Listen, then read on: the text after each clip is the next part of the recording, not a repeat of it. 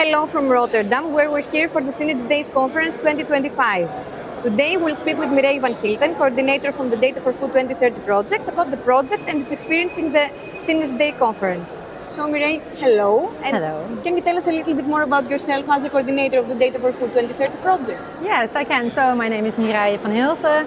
I'm with Wageningen Social Economic Research in the Netherlands. And we coordinate this project called Data4Food2030. Maybe that's a nice bridge from the title to what the project is about. So can you tell us what the project is about? Yeah, and by the way, I'm project managing it and I'm a researcher, but that's enough about me. So there's a lot of data going around in the food system, in food value chains. And that data often represents a lot of value because it can provide insights to take decisions. I can provide examples later. And 2030 means we want to look towards the future, the short-term future, but also the longer-term future, because we see a lot of issues where data is being shared, and that the value of the data is not always coming to the right place or to the right people, and that we also don't really know what the data economy does and how it works. So that's why we have built this project. It's an EU project, and we are going into the last year, and we are here again on the Synergy Days to share experiences with other projects and other stakeholders. Thank you, exactly. And now that the project is in its final year, what we're expecting in the near future?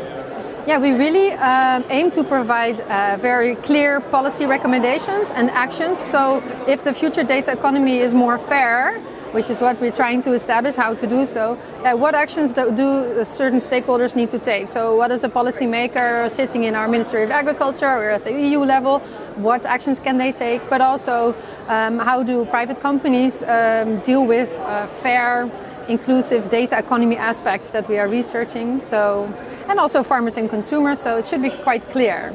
And we call that a roadmap, and we also have another important element of the project, which is the monitor, and this is a dashboard where you can look at figures and information about this thing called the data economy to understand what it is and how it's developing.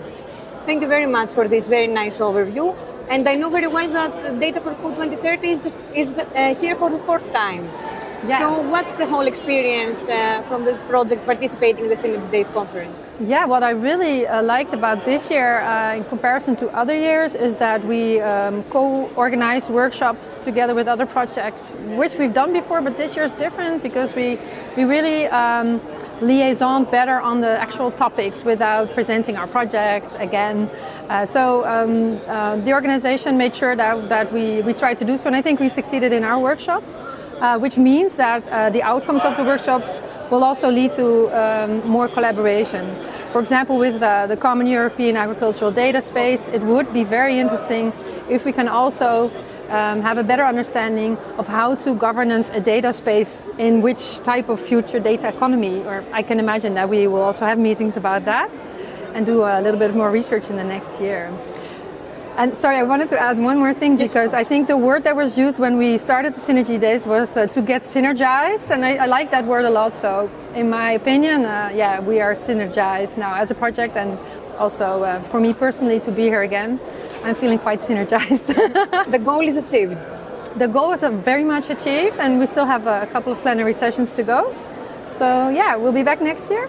Great, thank you very, very much for today. Yeah. And we'll see Data4Food in the future in its final phase. Thank you. Thank you.